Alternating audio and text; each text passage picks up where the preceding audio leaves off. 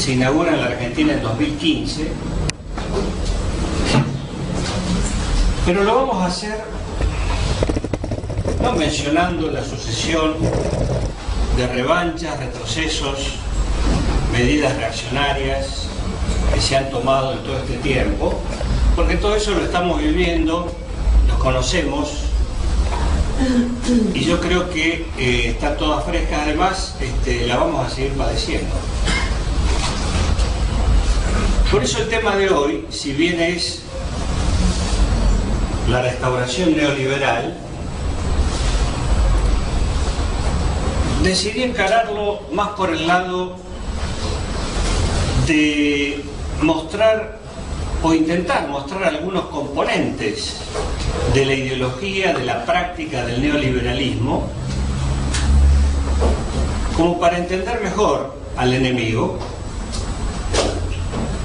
más que una simple mención de todas las medidas reaccionarias que están tomando todos los días. Para eso es necesario siempre un contexto histórico, cómo se fue formando esa concepción, a qué etapa del capitalismo corresponden esas ideas, y de esa manera se fue desarrollando un trabajo que, bueno, queda en la opinión de ustedes para que lo critiquen, lo evalúen y, bueno, lo tengan en consideración. Siempre las observaciones son buenas para ir mejorando el trabajo que hacemos.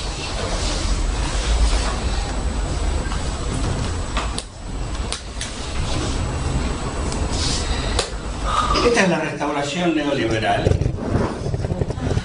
con estos personajes a los cuales he tratado de ubicar en sus formas más grotescas, porque en realidad se trata de personajes lamentables y que sin embargo forman opinión, dirigen y están al mando de la conducción del país.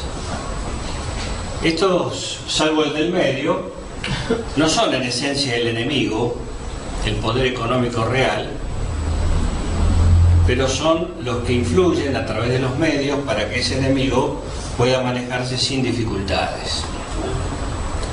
La restauración neoliberal comienza a fin del 2015 con la derrota electoral y, bueno, ya veo que Rita está como más o menos como Lilita Carrió ahí. Le falta un choripán, pero bueno, está merendando. El comienzo del tema entonces va a ser un poco áspero, porque necesariamente hay que hacer alguna introducción teórica. Primero vamos a definir ideología. Y consideramos que la ideología es un conjunto de ideas y creencias, más o menos estructurada, como dice ahí el texto, que se comparten y que un conjunto, una parte de la sociedad considera que son verdaderas. Nosotros acá mismo podemos decir que somos parte de una ideología. Compartimos un conjunto de ideas, de creencias, con un cierto grado de lógica,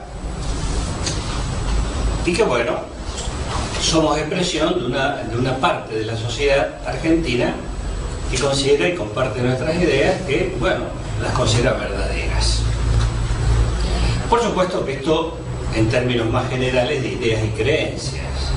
Siempre hay opiniones personales, porque cuando entramos con el análisis más fino aparecen siempre distintas opiniones. Bueno, hasta una pareja también tiene sus diferencias y ellos que decidieron vivir juntos. Una pareja de contrato, es decir, un matrimonio, también las tiene y se las aguanta porque como firmó un contrato trata de mantener las cosas. Pero bueno, en general se comparte una serie de ideas que son las que nos reúnen acá, por ejemplo, y que son parte de una ideología. La ideología actúa como una especie de guía o mapa. Es decir, sirve en cada caso personal y colectivo como para que nos orientemos, nos guiemos en ese mundo complejo de la vida política, de la lucha ideológica.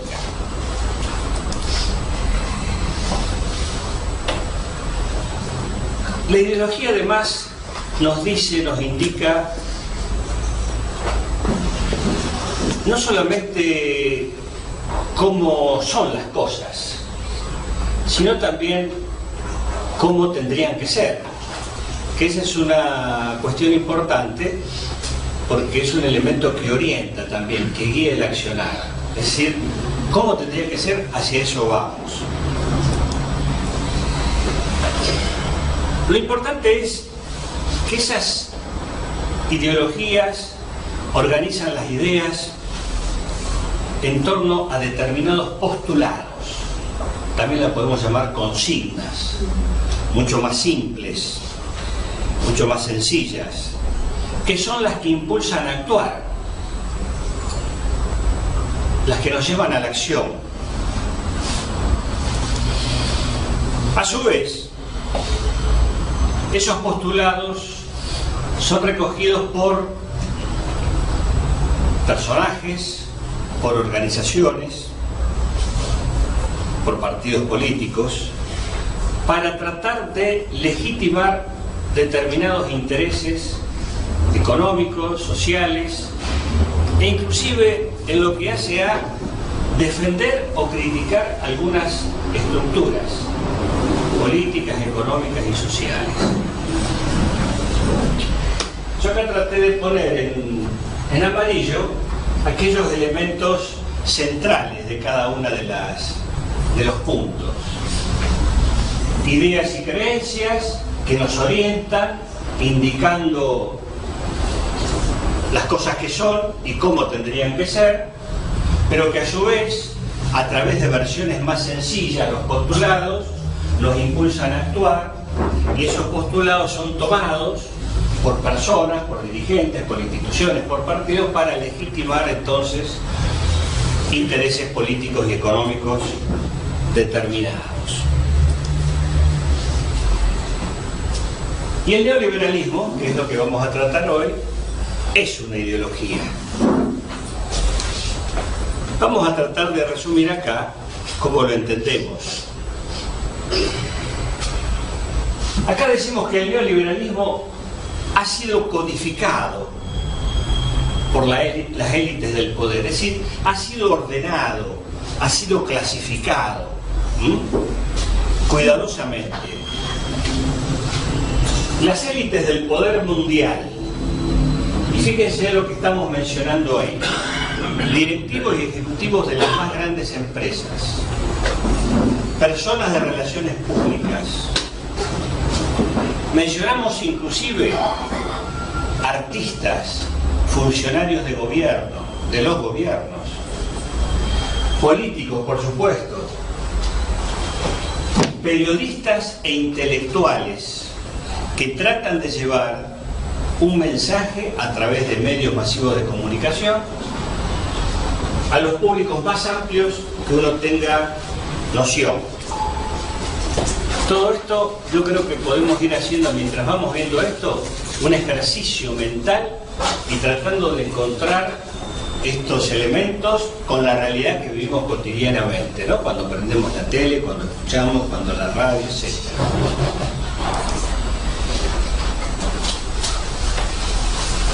¿Qué es lo que manda el neoliberalismo a través de estas élites mundiales del poder? Nos saturan con un discurso cargado de imágenes idealizadas. Y lo que plantean como idealizado es un mundo de consumo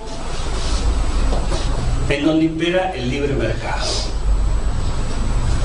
Esto de la fiesta de la alegría, de todo lo que estamos escuchando en las campañas electorales, es decir, hay una imagen idealizada en donde lo que se resalta en primera instancia es esa sociedad consumista y el capitalismo de libre mercado. Claro que esto no tendría canalización si no fuera a través del dominio de los medios masivos de comunicación. En los años 70, ya en Estados Unidos, estos medios empezaron a ser analizados por diversas instituciones, sociólogos, etc. Los más media, le decían en ese momento. Bueno, sobre el papel nefasto que ahora lo estamos viviendo claramente en la Argentina desde hace unos cuantos años, ¿no? Es lo que canaliza, son parte, son instrumento vital para llevar entonces esas concepciones idealizadas a un público muy amplio.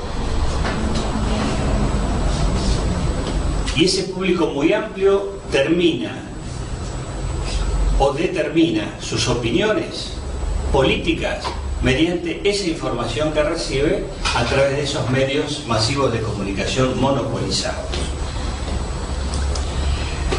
Son empresas en sí, que antes eran simplemente difusoras, ahora tienen un poder y juegan un papel central en esta etapa del capitalismo monopolista transnacional.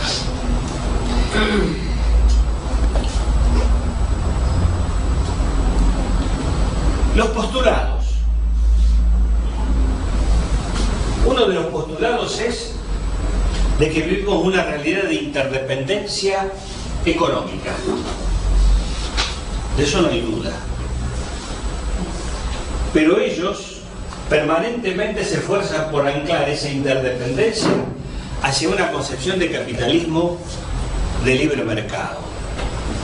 Y en eso se apoyan en los efectos y los resultados de la globalización del comercio, las finanzas, los servicios, inclusive la mano de obra, que trata de ser frenada a partir de los controles a las corrientes migratorias. Sobre esta base podemos decir que el neoliberalismo es una ideología extremadamente economicista. Y fíjense que desde la derecha y los grupos del poder económico, esta fue una acusación que hicieron siempre al marxismo.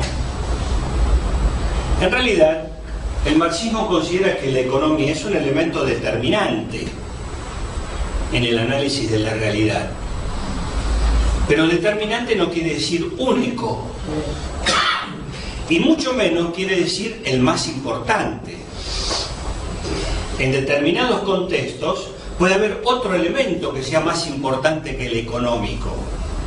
Por ejemplo, en la derrota electoral que nosotros tuvimos en 2015, el elemento económico, que lo tenemos que considerar como determinante, pero ahí no jugó el papel central, ¿se entiende? Pesó más el prejuicio, la acción psicológica, sociológica, sobre grandes sectores de la población a través de los medios, como lo venimos señalando recién. Entonces, es extremadamente economicista porque además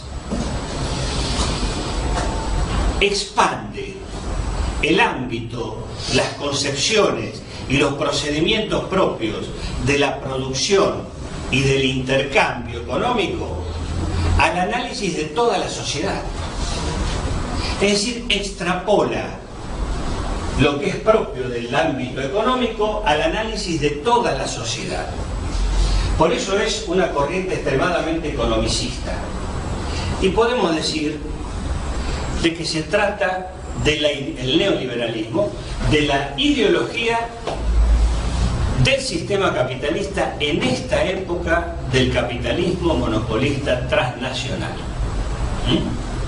Es la esencia de la ideología del capitalismo en esta época, la del monopolismo transnacional, que, como señalamos en encuentros anteriores, no me acuerdo cuál, pero habrá sido el de la hegemonía neoliberal,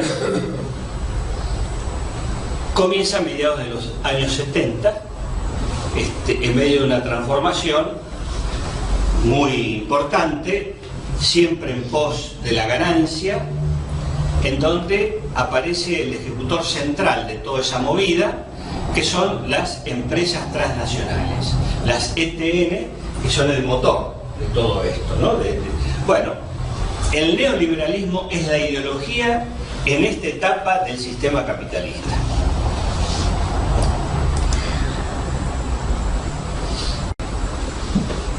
El neoliberalismo, como concepción ideológica, accede al poder a través de funcionarios, de políticos, y cuando no directamente de los CEOs, de los gerentes, de los propietarios de las grandes empresas,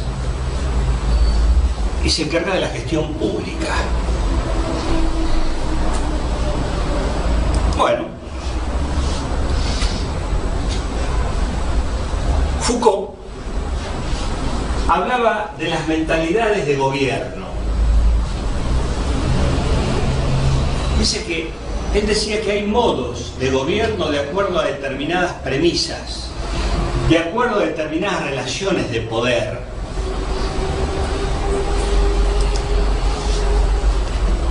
En el caso del neoliberalismo, lo que se da es una mentalidad de gobierno basada en los valores empresariales.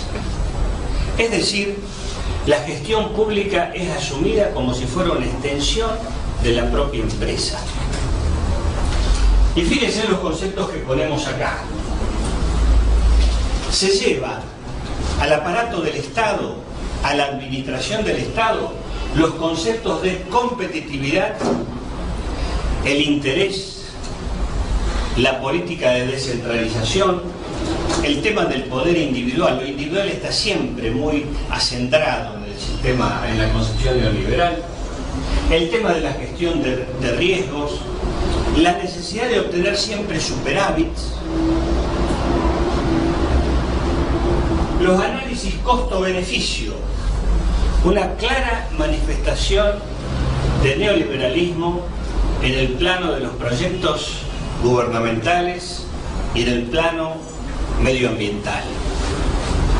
El análisis costo-beneficio es una forma de análisis muy natural para los empresarios, pero que de ninguna manera puede ser tomado como un elemento para elaborar un criterio sobre si tal o cual obra o medida se debe realizar o no a nivel público, y mucho menos en lo ambiental. En primer lugar, porque el análisis costo-beneficio hace el centro único en el indicador monetario, mide todo en pesos, y en pesos se pueden medir solamente las mercancías, que son las que elabora el hombre, pero vivimos rodeados también de cosas que no son mercancías porque no las hemos hecho nosotros, entre ellos, por ejemplo, elementos de la naturaleza. Por ejemplo, mina abajo de la lumbrera, Catamarca, puntualmente presentan un mamotreto que es el análisis costo-beneficio de la actividad del año. Por supuesto que eso nadie lo controla, porque no hay poder estatal en la provincia suficiente. Entonces, así como lo reciben, hay dos chicas en la Secretaría de Minería de la ciudad de Catamarca que se encargan de recibir eso y meterlo en un mueble metálico y va directamente al archivo. Mientras tanto se pintan las uñas y toman té. Es decir, lo vi personalmente, porque lo digo porque lo vi personalmente, ¿no? Una cosa pasmosa, terrible. Análisis costo-beneficio que nadie revisa, que hace el centro en la medición monetaria, exclusivamente y únicamente. Entonces, supongamos que hay un problema de contaminación ambiental, que los hubo muchos, derrames por ruptura del mineraloducto, material altamente tóxico sobre el río Bilbil, que es un río temporal. Se le mueren 50 cabras a un campesino de la zona. El costo de la contaminación es analizado en ese análisis por el precio de las 50 vacas que le pagan a ese campesino. El costo de la contaminación ambiental es el precio de las 50 cabras. ¿Se entiende cuál es el criterio?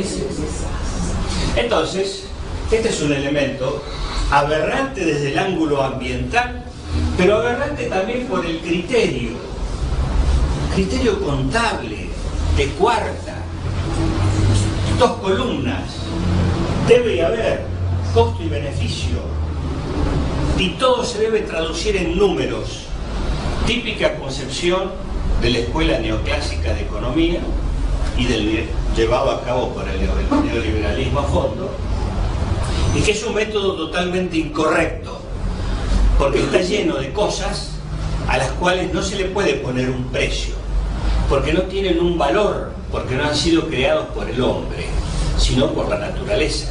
O también hay sentimientos a los cuales no se les puede poner un valor. Yo no puedo decir, te quiero 5.438 pesos. Es algo caro.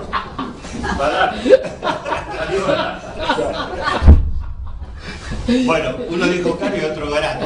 Se ve que hay distintos parámetros. Distintos análisis. Pero lo importante de señalar es que estamos rodeados de cosas que no pueden... Bueno, vamos a ver cómo el neoliberalismo hace el centro en la medición monetaria de todo. Mercantiliza absolutamente todo. Bueno.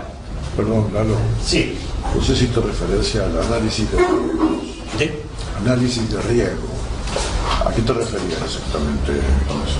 Bueno, es algo similar a esto, pero exclusivamente haciendo el centro en la cuestión de costos y en las posibilidades de determinados accidentes. Pero es el caso de una sola columna en la que se analiza en este caso. Después, por ejemplo, el análisis costo-beneficio desde Estados Unidos se ha expandido en todo el mundo y acá también. Antes de realizar un puente, de un dique, de cualquier obra pública, se hace un análisis de costo-beneficio. La otra crítica al análisis costo-beneficio es que está elaborado por un grupo de técnicos, generalmente un grupo de contadores, que saben sobre el tema y hacen las cuentas.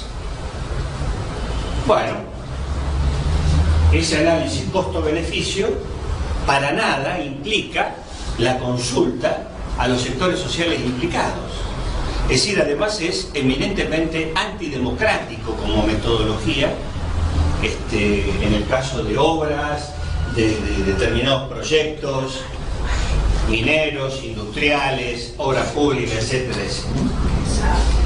Bueno, otra de las premisas de ese criterio empresarial llevado a la gestión pública, disminuir el peso de la gestión política, es visto como algo que impide, que estorba, que hace perder el tiempo. Hay que pasar a las metas cuantificadas, cantidad, número. Los que somos educadores también sabemos el tema en la educación, como este criterio ha sido llevado e impuesto a través de los planes del Banco Mundial, que para alargar un crédito te pone determinadas condiciones a los efectos de utilizar esas metodologías. Seguimiento de los resultados, etcétera, etcétera. Bueno, en la educación eso también es claramente visible. Es decir, es un ámbito de la gestión pública, uno más de tantos, en donde lo que se hace es naturalizar un comportamiento que está orientado y signado por el mercado. Es el mercado el que guía los comportamientos, las actitudes y las decisiones, también en el caso de la gestión pública. Y acá aparece la derivación lógica. Las personas dejan de ser ciudadanos como tal desde la gestión pública para transformarse en usuarios, para transformarse en consumidores y como tales son tratados, ¿no? Bueno, gracias. Acá algunos de los criterios. El criterio de que el gobierno debe ser el que maneja el timón, el timonel, pero de ninguna manera remar. Eso implica achicamiento.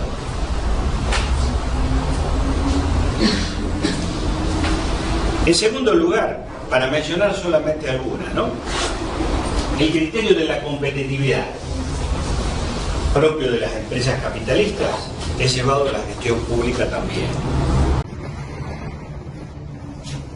El hecho de financiar resultados más que las iniciativas, es decir, de acuerdo a lo que se obtiene y no de acuerdo a la proyección, a las posibilidades que brinda un determinado proyecto.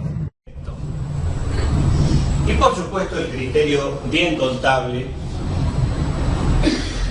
de que los ingresos deben superar siempre a los gastos, cuando sabemos que el Estado debe acometer determinadas inversiones, acciones, etcétera, en donde ese es un criterio de cuarta, porque se pueden hacer determinados gastos e inversiones en áreas que no necesariamente van a dar un resultado inmediato y que inclusive el resultado puede ser negativo para las finanzas del gobierno en este momento, pero que implican una potencialización de los ingresos a futuro.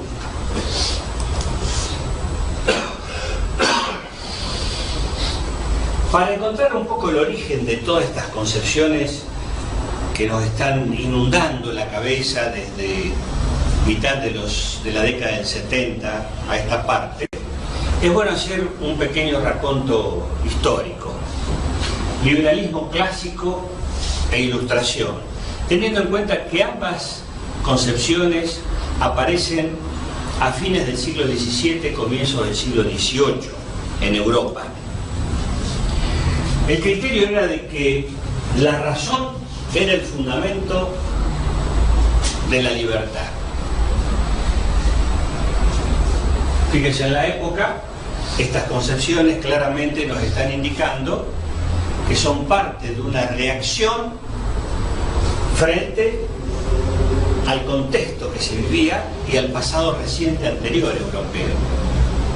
Feudal, aristocracia, dominio de la Iglesia en el plano, y monopolio de la Iglesia en el plano del conocimiento, ideas atrasadas, etcétera, etcétera. Entonces elaborar el criterio de la razón, del desarrollo científico, de la investigación, etcétera, como fundamento de la libertad, rompiendo esa dependencia feudal, esa dependencia, esa servidumbre en la cual Europa estuvo sumida durante más de 1000 años. John Locke, uno de los pensadores, dice que naturalmente los hombres son libres e iguales. Pero lo importante es lo que dice después: por encima de las leyes que impongan gobiernos o autoridades. Es decir, esto era revolucionario en la medida que implicaba romper con esos lastres de 1000 años de dominación absoluta del señor feudal, de la aristocracia, de la nobleza, de la pesadez de esas ideas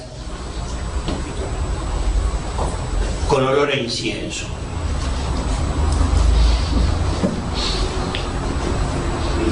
Y aparece esto: por naturaleza, el hombre tiene derecho a la vida, a la libertad y, fíjense en este detalle, a la propiedad.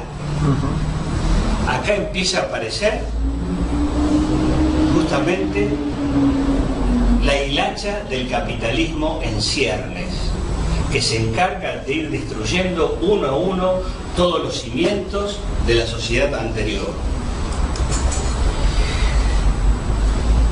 Por lo pronto, dice Locke, solo se pueden establecer gobiernos que sean limitados, a diferencia de los gobiernos que hubo hasta ese momento, de poder absoluto, total.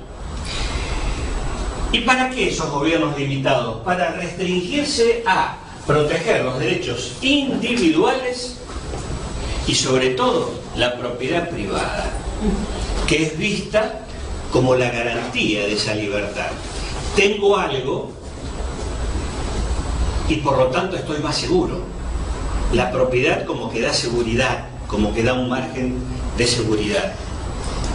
Bueno, estas ideas se asocian rápidamente y son parte de ese proceso de ideas a través de los primeros economistas, Adam Smith, David Ricardo, los fundadores de la escuela clásica, y de los fisiócratas, autores del laissez-faire, del dejar hacer, dejar pasar, y de las concepciones del libre mercado.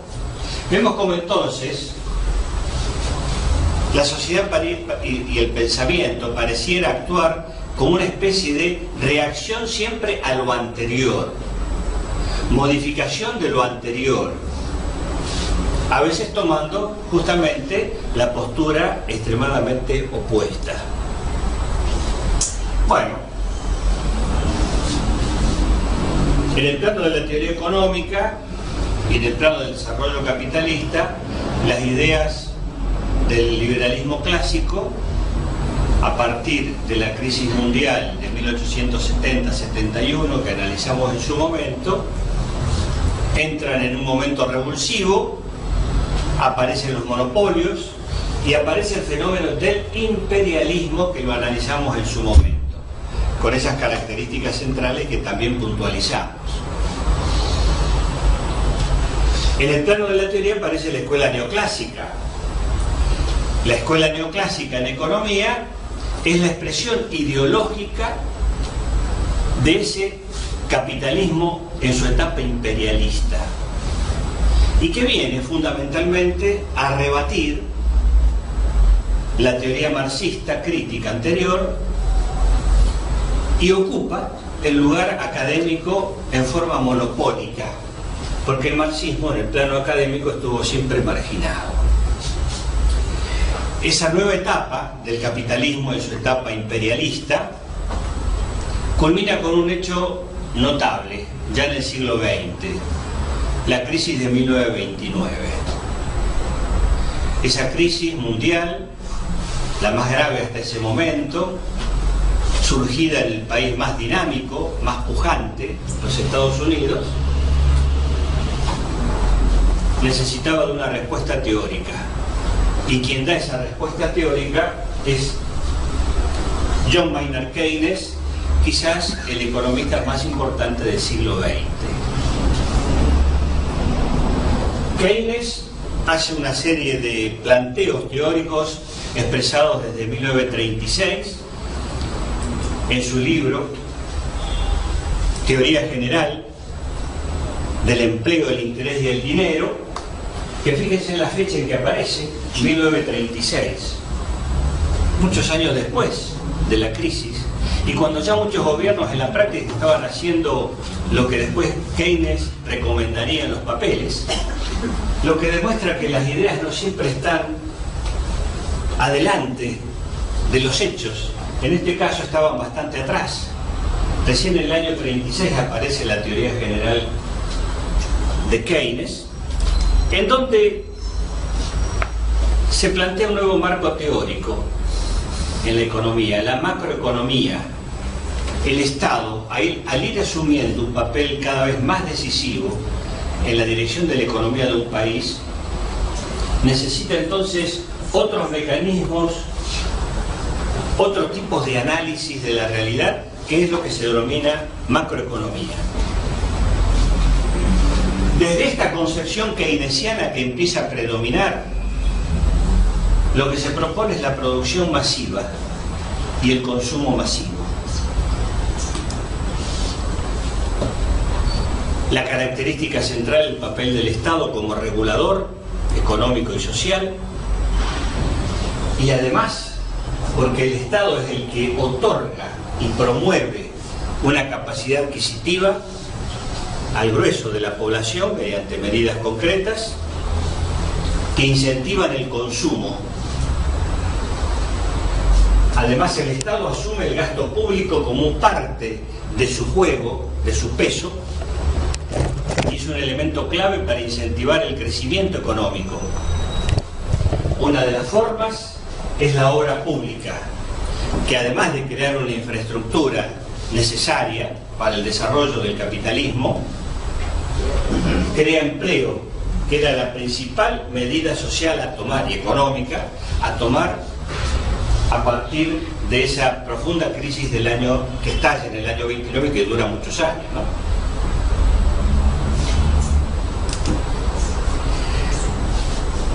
Por supuesto que el Estado, gran parte de su actividad la realiza a través de empresas estatales que están ubicadas en sectores estratégicos. Todo esto entonces tiene inicio a partir de Keynes. Pero ocurre que la escuela neoclásica, que es desplazada por la realidad de los hechos, por la crisis, y es desplazada también en el mundo académico en gran medida, es desplazada pero no se rinde. Y hay un representante de la escuela austríaca, Friedrich August von Hayek. Miren lo que duró este viejo, ¿no? Hay algunos que duran. Bueno, von Hayek, austríaco, neoclásico, en el año 47 tiene la iniciativa de convocar a un conjunto de personalidades en Mont Pelerin, Suiza.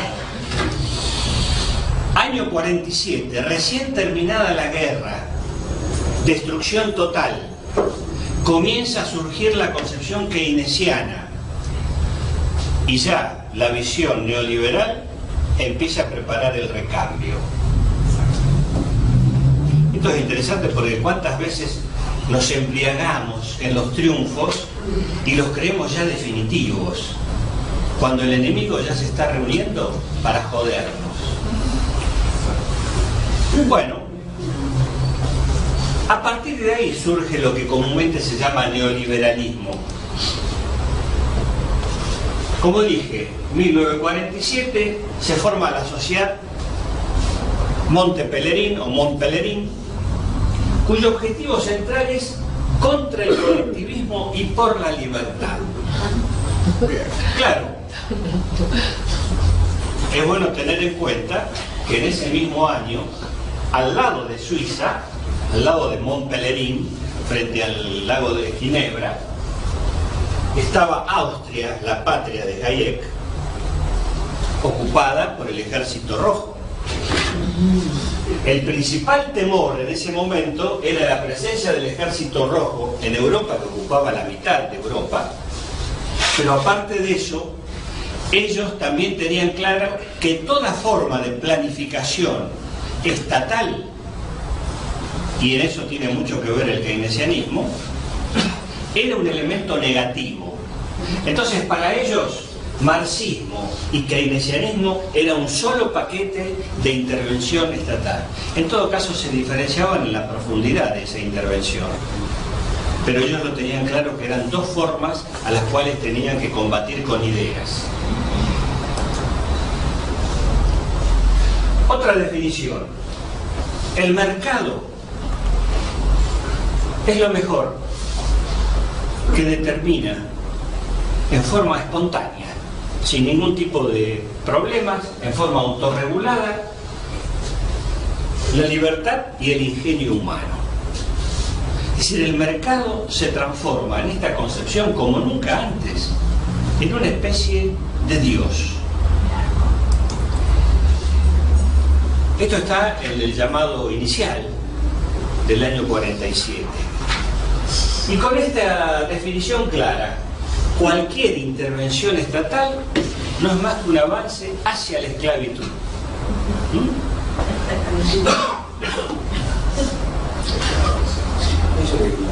Acá viene otra definición interesante de ese llamado inicial.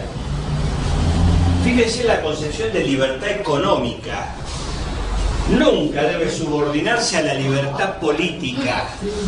Está por encima la libertad económica que la libertad política. Pero además, libertad económica no es solamente producción material, es la vida misma. Entonces, esto es lo prioritario para este grupo que surge a partir de 1947. Por vínculos entre la Escuela Austríaca de Economía y la Escuela de Economía de la Universidad de Chicago, esto rápidamente echa raíces en los Estados Unidos. Y dentro de la Escuela de Economía de Chicago aparece Milton Friedman. Milton Friedman gana el premio Nobel en el año 76, después de ser durante varios años, desde el 73, asesor de la dictadura militar de Pinochet. Chile se transforma en el primer experimento de los famosos Chicago Boys de implantación del neoliberalismo, que necesita ese contexto de violencia y de terror de Estado para imponer sus pautas. Es bueno mencionar que ese vínculo con Chile comienza por la universidad, porque desde hacía ya unos cuantos años antes del golpe, inclusive antes del gobierno del compañero Salvador Allende, resulta que hay un convenio entre la Universidad de Chicago, donde está esta escuela de economía, y la Universidad Católica de Chile, que hoy sigue siendo la más derechista de todas, y por lo cual posibilita la llegada a Chicago de decenas y decenas de estudiantes chilenos, que después se transforman en los funcionarios del Ministerio de Economía y la conducción de economía del dictador Augusto Pinochet. Perdón, no solamente de Chile, porque mi hermano, por ejemplo, economista, se recibió allá en Quito, Ecuador, en la Pontificia Universidad Católica, digo en México, y su curso de posgrado lo hizo en Israel y también en Chile. Es decir, esto es interesante para ver ese vínculo aparentemente generoso a nivel intelectual, pero que tiene profundas connotaciones políticas e ideológicas. Yo me... Sí. ¿Quién es? Porque se me ocurre que detrás de esto, de esa reunión del Monte Pellegrín, hay bancando alguien, o sea, no creo que fue una reunión puramente académica, pero había ya actores con poder económico bancando eso. No hay elementos para esta primera reunión. Ahora, desde ese entonces se forma la MSP, que es Mont Pelerin Society, y que empieza a encontrar el financiamiento en defensa del mundo libre y cristiano de todas las grandes empresas, a tal punto que esa sociedad sigue existiendo y se reúne todos los años. Y en el 2011 se hizo por primera vez una reunión en la ciudad de Buenos Aires. 2011, estaba Cristina de presidente. Bueno, uno de los que participó fue Jorge Ávila, y uno de los que expuso fue Vargas Llosa, el escritor. A partir de una serie de relaciones se han formado después la Sociedad de la Libertad, y una que tiene sede en Rosario, que se hace... Bueno, esto es estrictamente económico en la actualidad, pero sigue existiendo. La Sociedad Mont Pelerin es lo que comúnmente se llama un think tank, es decir, un tanque de ideas.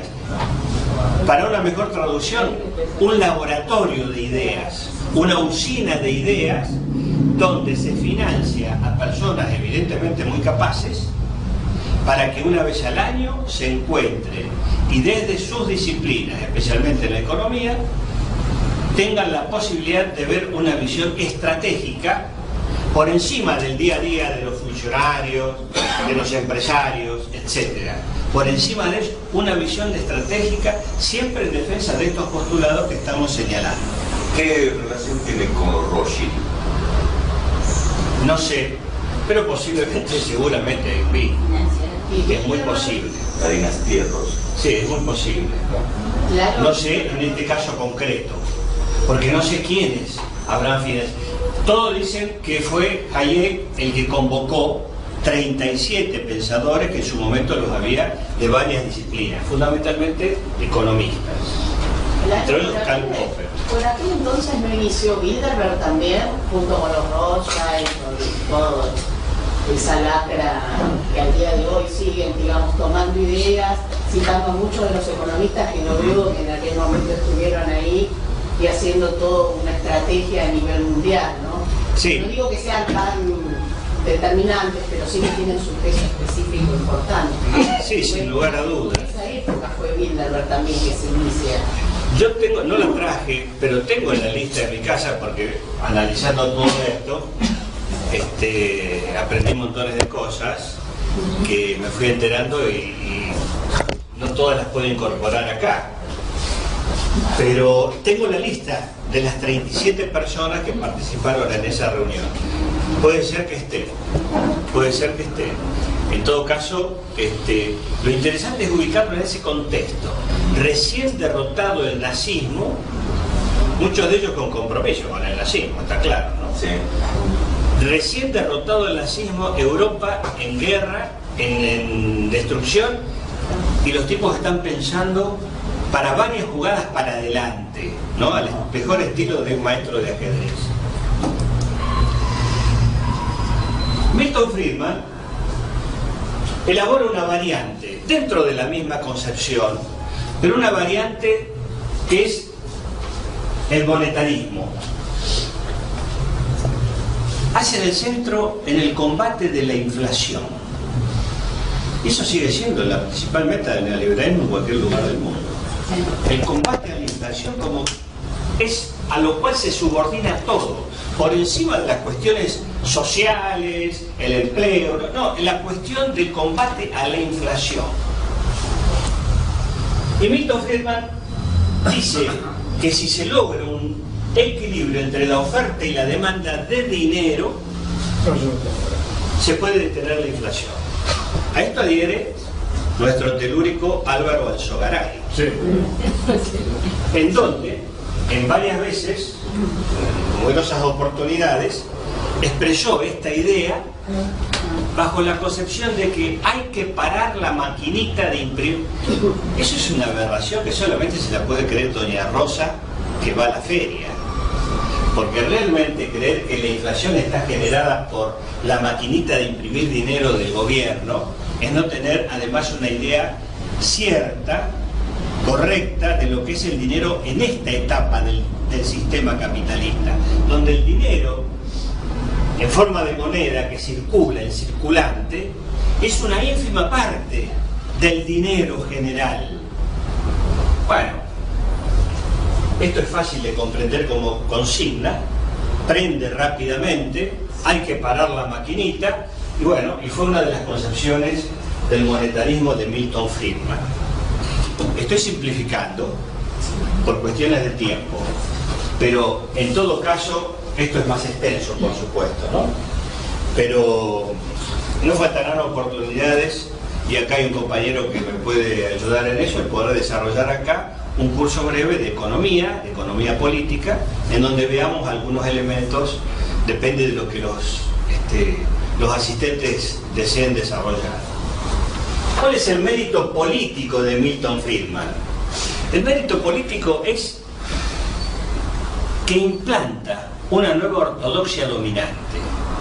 Es decir, a partir de su aporte, de su actividad, a partir de los resultados que logra en Chile, por el cual le dan el premio Nobel en el año 76, el neoliberalismo se convierte en una nueva ortodoxia en los años 90. En los años 90 hay un dominio pleno a nivel mundial de estas concepciones neoliberales. Acá tenemos una foto de época, tipo postal, más que foto es una postal.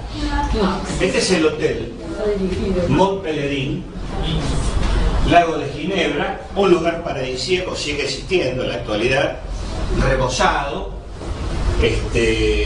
más adecuado. Todo esto ahora son playas de estacionamiento y cosas mucho más poblado. En ese lugar es un lugar casi aislado, ideal para el pensamiento abstracto de esta gente, ¿no? Y acá lo tenemos a Milton Friedman. Fíjense ustedes qué cara amable. Si uno lo encuentra en la calle, lo trata bien, porque parece una persona simpática, accesible. Bueno, asesor de Pinochet. Fíjense ustedes lo que escribe este muchacho en el año 62. Puesto que obtener beneficios es la esencia de la democracia, todo gobierno que sigue políticas contrarias al mercado es antidemocrático, con independencia del apoyo popular bien informado de que disfrute. O sea, la democracia para él tiene otra concepción. Y sigue. Por lo tanto, lo mejor es restringir los gobiernos a la tarea de proteger la propiedad privada y hacer cumplir los contratos, limitando el debate político a temas durante varios años de la dictadura del general Pinochet en Chile, cabeza de los Chicago Boys. ¿Por qué se supone que eligieron a Chile más allá de la dictadura que había estado llena en América, para imponer una teoría, un país tan periférico, tan por allá que no lo conoce? ¿Por qué? Sí. ¿Por qué los Chicago Boys salieron de ahí? Yo no sé si los Chicago Boys aparecen en esa relación con la Universidad Católica de Chile. Posiblemente esa relación académica tiene esta derivación cuando hay un contexto político que le favorece, como es la implantación de una dictadura y barrer con el proyecto socialista de Salvador Allende, ¿no? El método neoliberal por excelencia han sido las políticas de choque. Es decir, acá Macri está contenido, porque nosotros nos admiramos todos los días por las cosas y las medidas que toma, pero esperen que si llega a ganar las elecciones va a haber que agarrarse los calzones después de octubre, porque el ajuste va a ser feroz. Y en todo caso vamos a ver hasta dónde soportan las redes de la democracia la implantación de una política de esta característica sin una represión y sin violencia, porque hasta ahora no ha habido posibilidad de hacerlo, ni acá ni en otros lugares. Entonces, la política de choque se aplica en Chile gracias a ese poder dictatorial, a ese terrorismo de Estado. Se la aplica en la Argentina como segundo experimento, primero con el Rodrigazo, que fracasa estrepitosamente, a los 15 días el país se incendiaba, por lo tanto se lo posterga y se lo aplica después con la dictadura militar. Y esto sigue, pero siempre en contexto de gran violencia. Por ejemplo, en los países del este europeo, obnubilados por el sistema capitalista, se implantan políticas de choque que causan estragos sociales en los cuales es difícil encontrar información. Hay un dato interesante: se calcula que el retorno en Rusia al capitalismo costó cerca de la vida de 10 millones de personas. Entre todas las lacras del capitalismo, la miseria, la depresión, el abandono, 10 millones de personas conmovidas ese retroceso al sistema capitalista. Bueno, en los países del este fue un desastre.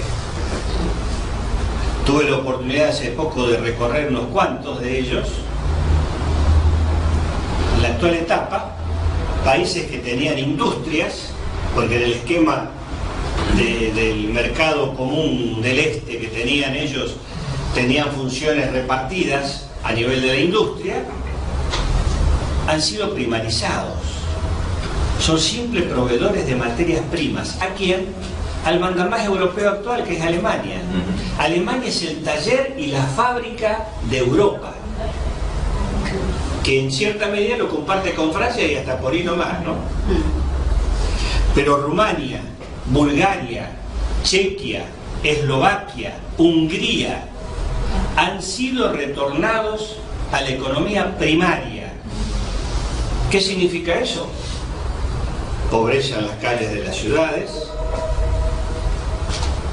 juventud sin futuro alguno, sin nada que hacer, sin trabajo, sometida a todas las formas de evasión que el mismo capitalismo ofrece para castrar a la juventud de cualquier lucha.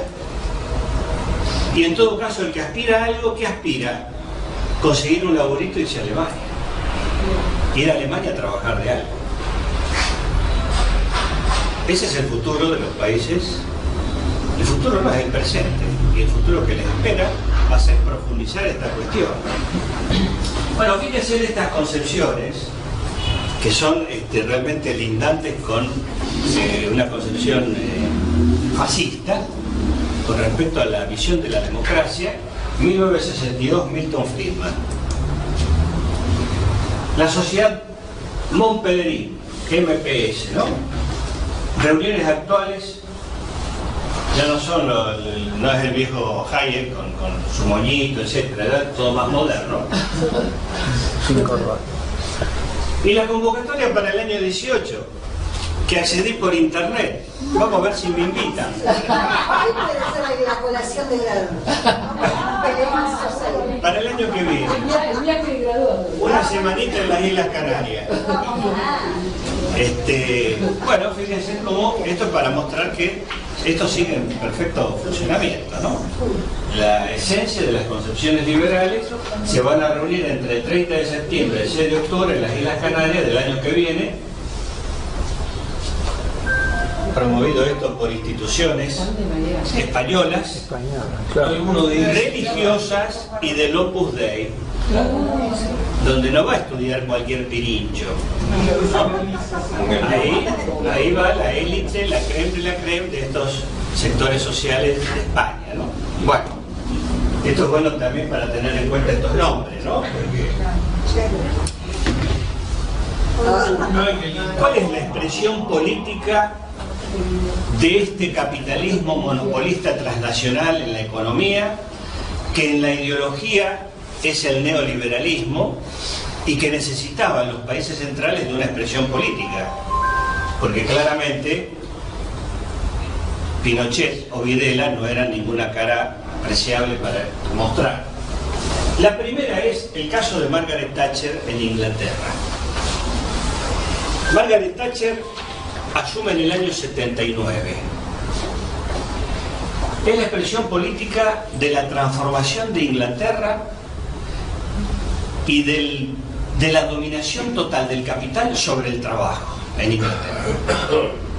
En primer lugar, liquidar el poder sindical, represión, fragmentación del poder sindical, que era muy importante, del viejo Partido Laborista, que tenía una base obrera enorme.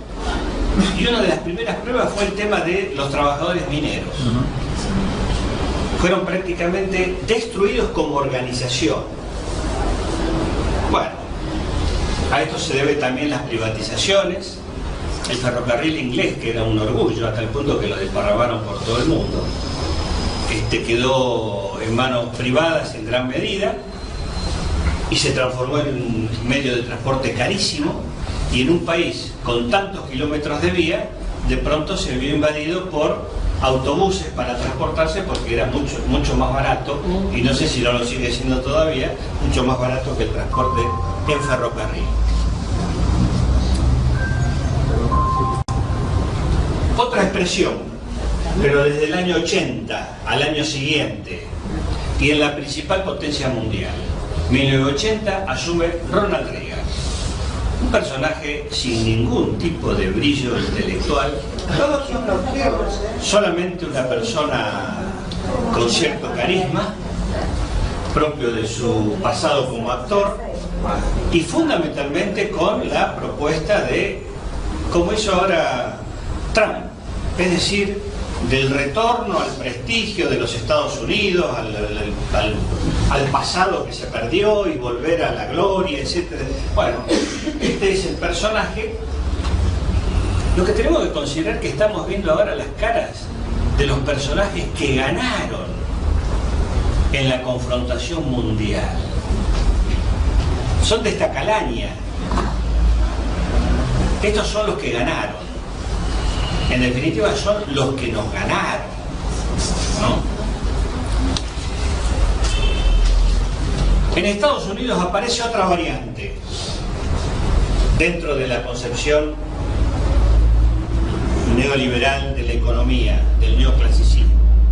Un economista, Arthur Laffer, famoso por la curva de Laffer. Todos son famosos por alguna curva, alguna ecuación. Gracias. Bueno, fue adoptado como asesor por Ronald Reagan. ¿Y qué es lo que dice Laffer?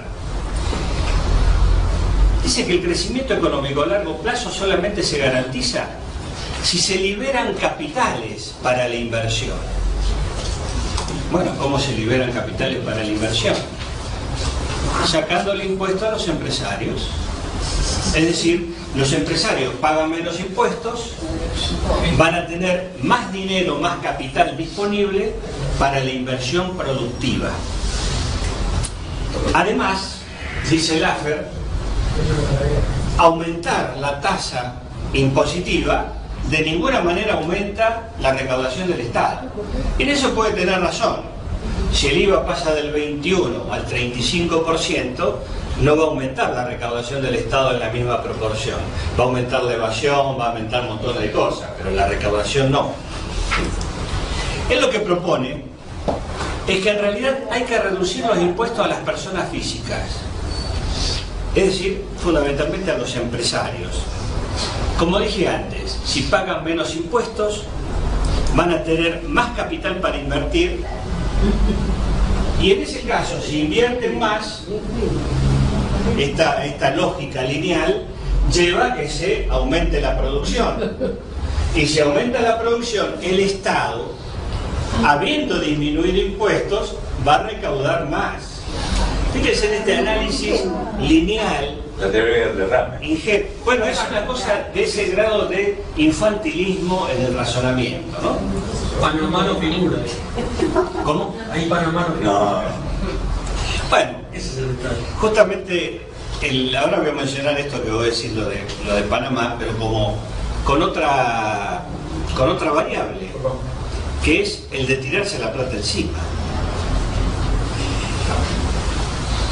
Si el Estado recauda más, gracias a este mecanismo, lo que ocurre es que puede equilibrar sus cuentas. Y el equilibrio, esa visión empresarial de las cuentas del Estado, para esta gente es una cuestión central. Lo que ocurrió es esto: los empresarios, al pagar menos impuestos, aumentan el consumo suntuario, o los Panama Papers que decís vos. ¿Se entiende? Cualquiera de ustedes puede prender un canal de televisión por cable que se llama Hora. Ya el nombre lo dice todo. La famosa revista Hora. El otro día, haciendo zapping, me topo con Hora. Y mostraban, lo cual es un verdadero insulto, ¿no? A la gente, a la población con necesidades. Mostraban en distintos lugares de Estados Unidos, lugares paradisíacos, en medio de bosques, montañas, con lagos propios, mansiones impresionantes. Lo curioso es que analizaban con un decorador y los dueños de la casa ahí al lado, analizaban no la mansión en su totalidad, porque es imposible. Analizaban las habitaciones, los ambientes, valuados en más de $1 millón. El ambiente. Bueno, había un baño. Yo cuando vi eso, y después miraba el mío, me sentí un poco disminuido. Constipado, quizás. Realmente, una sala de juegos, además los tamaños, el desborde lujurioso, insultante del lujo de este capitalismo que por tener mayores ganancias y pagar menos impuestos no vuelve a reinvertir.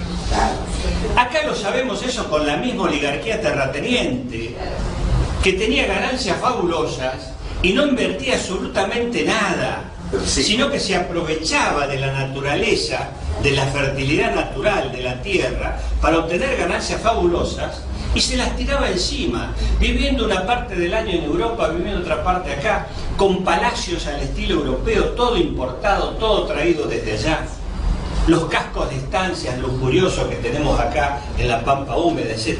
Esa es la actitud de esta gente, de esta minoría. Por eso resulta totalmente ingenuo ese pensamiento de que hay que disminuirle impuestos para que aumenten la inversión aumenta la producción, hay más empleo y más producción, más recaudación del Estado.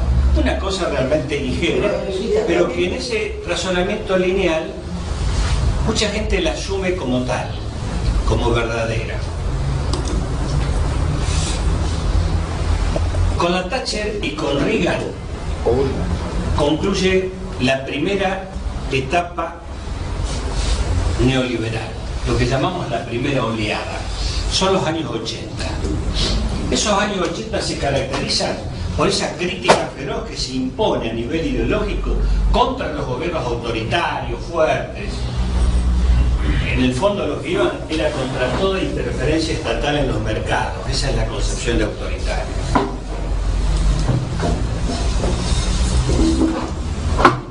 Bueno, la propuesta central es, en toda esta década del 80, contra el déficit presupuestario y los altos impuestos a los empresarios. Lo curioso es que en esa crítica neoliberal hacia el Estado, todas las medidas tomadas por los neoliberales son siempre desde el aparato del Estado. Es decir, el liberalismo no se lo entiende, sino es a través de la acción del Estado manejado por ellos. Por eso lo resalto en amarillo, porque es importante de señalar. Además, otra contradicción que aparece en esta primera etapa neoliberal. Mientras Reagan y Thatcher hacen toda una política y un llamado y una política para disminuir el gasto público, llevan el gasto militar, que es parte esencial del gasto público y más en estas potencias, a niveles como nunca se vieron. Recuerden el plan de las guerras de las galaxias, con inversiones increíblemente enormes de nivel estrictamente militar que se hacen en Estados Unidos en esta época neoliberal. Es decir, son los que más potencian el gasto del Estado, pero además en su forma más poco productiva, porque la construcción de armas, por más tecnología que después para el uso doméstico se deriven de la investigación militar, no es una producción destinada a aumentar la producción económica, sino fundamentalmente es pérdida, pero además en función de la destrucción de valores materiales, culturales, etc. Claro, no, pero creo que ya De Gaulle, incluso Eisenhower, que no eran realmente blancas palomitas, habían advertido, De Gaulle y Eisenhower, sí. Ya lo habían advertido, sí. El gran poder de lo que eran las fuerzas militares del Pentágono en Estados Unidos, que iban a ser los que iban a tener el poder, y no el poder político, ¿no? Justamente a través de todo esto. Justamente me hiciste acordar que fue el general Eisenhower, que fue además presidente después de la guerra en Estados Unidos, fue uno de los que condenó lo que estaba percibiendo que se estaba formando, que era el complejo industrial militar. Ese maridaje de intereses que llevó, bueno, él siendo presidente y con el prestigio que tenía como general, además, por supuesto que toda la realidad le pasó por encima, ¿no? A nivel ideológico, una clara manifestación del triunfo rotundo del neoliberalismo en los años 80, a nivel mundial, es el hecho de que hasta las fuerzas de centro izquierda, socialdemócratas, etcétera, y cuando no de izquierda también, incorporaron en sus programas concepciones y premisas neoliberales. Ese es el triunfo ideológico del neoliberalismo. No hacerlo era quedar desubicado, era como quedar vetusto, no estar a la altura de los cambios y de los acontecimientos mundiales. Entonces había que ponerlo. Pero no solamente ponerlo, lo aplicaron. ¿Pablo? Porque representaba la ideología imperialista. Claro. Sí, sí. No tenemos que olvidar que los socialdemócratas y la gente de centro izquierda en esos países son socialdemócratas y centro izquierda imperialistas. Sí, sí. Son como de acá. Bueno, y los de acá más vale no lo analicemos. A veces la versión es Pero no puede ser un rol. Los de acá no los analicemos ahora Es porque... diferente, ¿ves? Una cosa es estar en el imperialismo y otra es ser pro. Yo creo que esto es una manifestación clara del triunfo ideológico del neoliberalismo. Pero no nos olvidemos de la contundencia efectiva, material, real, ya no en el plano de la ideología, sino en el plano de la política, de la economía, de todo, de la realidad general, de la implosión del socialismo real. Estos personajes que vimos fueron los mariscales de ese triunfo colosal, yo creo que ni ellos lo pensaban, con la implosión del socialismo creado hasta ese momento. Socialismo, que algunos no lo llaman socialismo, algunos dicen que era monopolismo, monopolio estatal, monopolio del Estado, que le podemos hacer mil críticas, pero que en el análisis concreto de la realidad mundial significó el reto más serio que tuvo el sistema capitalista en toda su historia hasta el día de hoy, porque se le formó un sistema que llegó a contener a 1/3 de la población mundial y casi la mitad de la superficie de la Tierra. Después podemos hacer 18.000 críticas, pero en lo concreto político es eso, ¿se entiende? Eso de un día para el otro no estuvo más. Como dijo una vez Fidel Castro, que para ellos, los cubanos, fue como que de pronto no salía el sol. Como que un día se levantaron y no había sol. Yo creo que esto es importante tenerlo en cuenta, pero habla también de las habilidades, de la fuerza del capitalismo, que pese a todas las crisis y las contradicciones que arrastra, fue capaz de poner en jaque al socialismo real en ese momento. Y una de las formas fue el tema militar. Al correr a la Unión Soviética fundamentalmente con el tema de la guerra de las galaxias y los enormes gastos que implica la investigación y ponerse a la par, porque si no, el que se quedaba 1 milímetro atrás perdía. La Unión Soviética no pudo resistir semejante competencia. Podemos seguir más, analizando más esto, no entra en el momento, pero yo creo que perfectamente hay que mencionarlo en este contexto del triunfo del neoliberalismo en escala global en los años 80 y después en los 90. Pero una de las cuestiones ya la señalaba Lenin al inicio de la Revolución Rusa, cuando decía que la verdadera diferencia entre los sistemas capitalista y socialista que recién experimentaba ahí la Rusia soviética se iba a manifestar, se iba a expresar en la productividad económica. Y ahí se perdió. El capitalismo, hoy por hoy, con miseria, desempleo, el espanto, todo lo que genera, tiene en su esencia un motor que en función de aumentar la ganancia incentiva la producción a escalas inimaginables, en lo que le da ganancia, pero lo hace. Mientras que lo otro achanchó, aplastó, aplacó la iniciativa creadora, la invención, el desarrollo tecnológico. Se perdió. Sí, por supuesto puede haber otras personas que tengan otra opinión. En mi opinión, Desde lo económico, el socialismo perdió la batalla en el campo de la productividad económica. Después hay hechos políticos, hechos sociales, hay dinosaurios, hay montones de cosas. Pero si tuviéramos que hacer un análisis concreto, creo que esa es la cuestión central. Viene la segunda ola neoliberal, que es la de los 90. ¿Qué características tiene? La de políticos de centro izquierda, Partido Demócrata de Estados Unidos, con vínculos con los sindicatos norteamericanos, Tony Blair en Inglaterra, Clinton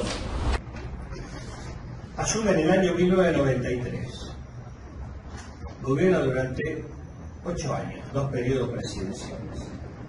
Tony Blair asume en el año 97, gobierna durante 10 años. Lo moderno, lo juvenil, lo actualizado, lo que trata de conciliar el rigor del mercado con alguna consideración social, es decir, abrir un poquito la mano. Esto en realidad está expresando la bancarrota de las concepciones sociales demócratas y centroizquierdistas de los países centrales.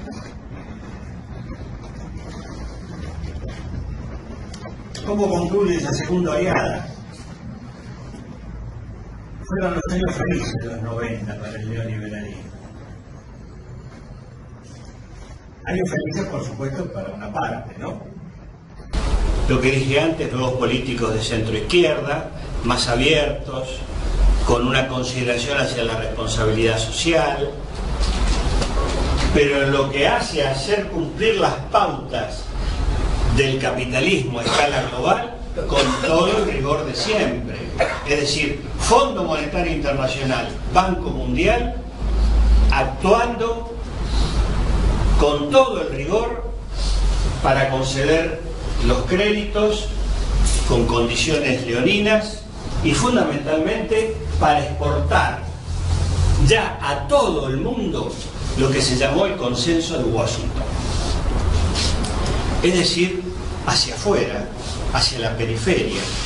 La actitud no cambió para nada. La Organización Mundial del Comercio, la OMC, perro guardián, para hacer cumplir a rajatabla el libre comercio a nivel mundial. ¿Querés comerciar? ¿Querés integrarte? ¿Querés vender algo? Firma esto. A partir de ahí un montón de condiciones internas que implican el dominio de un país a las condiciones de las grandes potencias. Claro que todo esto en los 90 y llegando ya a fin de siglo no fue gratuito. Hubo grandes levantamientos en contra de la concepción neoliberal que al principio fueron espontáneos como siempre, después cada vez más organizados y hasta tuvieron expresión política, y eso se va profundizando, eso es lo importante. Pero el crack serio del neoliberalismo lo tiene en 2008. En el 2008 estalla la crisis que para muchos autores es mayor a la del año 30, que los economistas del establishment consideran ya superada. ¿Por qué? Porque los bancos fueron salvados. No ocurrió como en el 30, que la recesión se prolongó porque los bancos quebraron también. Los bancos fueron salvados. ¿Fueron salvados con qué? Con plata del Estado. ¿Y qué es el Estado? Endeudamiento de toda la sociedad. La sociedad salvó a los bancos, que son los que causaron la crisis. Pero ¿cuál es el resultado que queda? Que para los que analizamos las cosas desde otra perspectiva decimos que esta crisis está lejos de haber sido superada y puede regurgitarse nuevamente en cualquier momento, es que todo su efecto social y político está ahí sin haber sido salvado para nada. Continúan las masas, las multitudes de desempleados, ha aumentado la diferencia y la polarización social en todo el mundo, es decir, Cualquiera diría que una crisis se sale de ella cuando se recuperan los niveles de vida anteriores. Los economistas del establishment no consideran eso, consideran que la crisis se supera cuando el sistema financiero está salvado. Bueno, este fue el gran crack que tiene el neoliberalismo desde ese momento. Fue todo ascenso hasta acá. ¿Esto significa que está moribundo? No, porque no tiene alternativa. Es más, ¿cuáles son las respuestas que surgen a nivel político a partir de la crisis del 2008? Respuestas desde más a la derecha, es decir, respuestas reaccionarias que resaltan el racismo, la discriminación, la fragmentación de las sociedades, etc. El caso típico es Trump, o todo el retroceso de Inglaterra, que además se ha metido en un callejón sin salida que la puede llevar a un desastre, con el Brexit, y etcétera, etcétera. En Europa esto se está notando, el ascenso de la derecha en elecciones, en sindicatos, en movimientos políticos y sociales, etcétera, etcétera. Es decir, la izquierda, bien, gracias. La centroizquierda totalmente entregada desde el vamos. Es más, fueron los que aplicaron las políticas neoliberales en su momento cuando llegaron al gobierno en Europa. También lo hicieron acá, señores. Raúl Alfonsín, que afilió a la UCR, a la socialdemocracia, como manifestación de su cariz y de su matiz izquierdista, progresista, etcétera, etcétera. ¿Cuánto le duró la visión socialdemócrata de la economía? Un añito, bien, gracias, Bernardo Greenspun. ¿Qué pasó después? Su ruina. ¿Qué es eso? Neoliberalismo e intento de neoliberalismo en un marco de democracia. Entonces, es a nivel mundial el fracaso de estas visiones socialdemócratas, ni medio pelo, que terminan subordinándose a la visión y a la ideología neoliberal.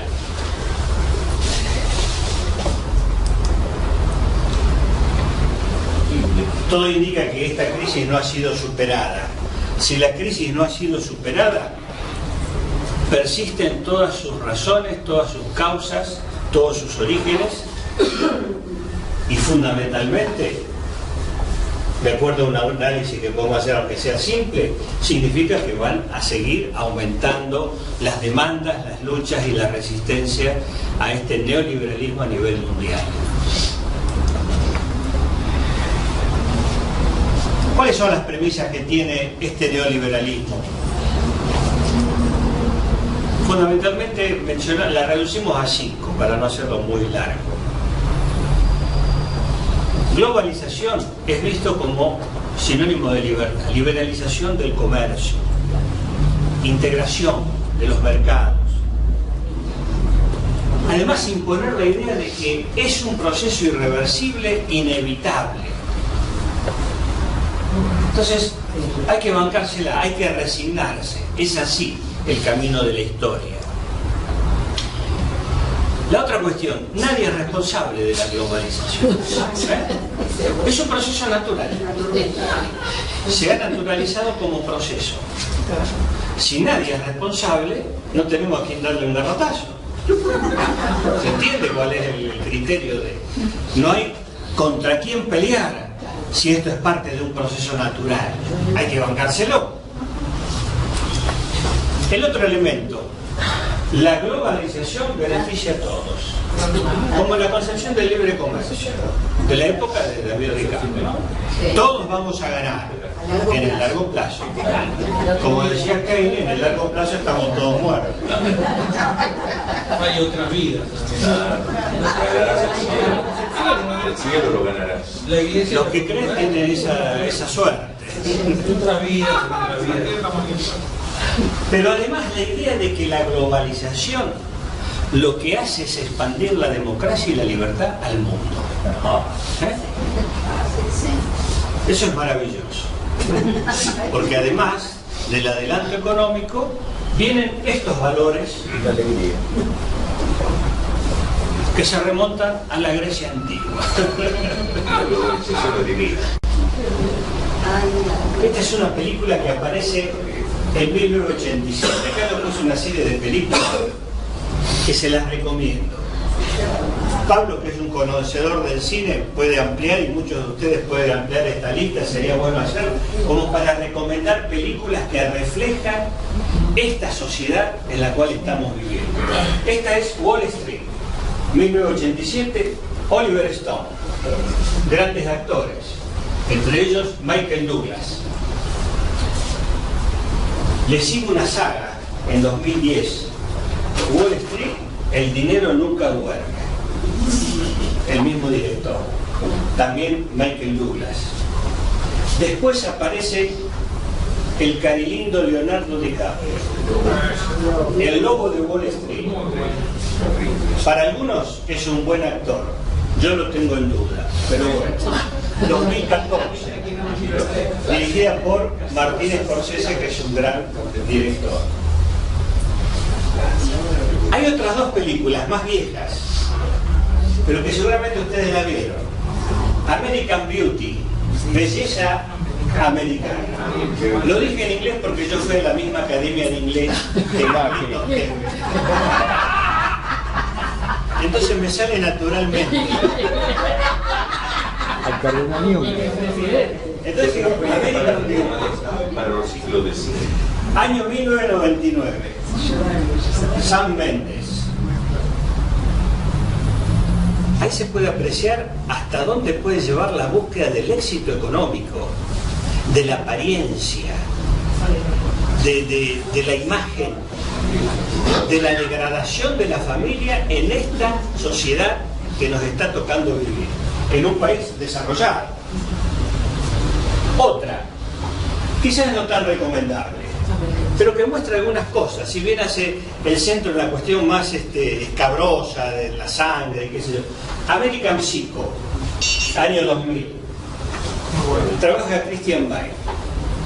Bueno, acá muestra el nivel de competencia individual dentro de una misma profesión, de amigos que más vale cuidarse, en donde rivalizan hasta en qué imprenta de lujo especial hicieron sus tarjetas de presentación, qué gemelos tienen, qué nivel de vida, qué es lo que fuman. Entonces, ahora viven diariamente en una presión en las empresas que asesoran que los llevan a la locura, entre ellas el personaje central que considera que el sexo es una descarga, pero además es una agresión terrible, ¿no?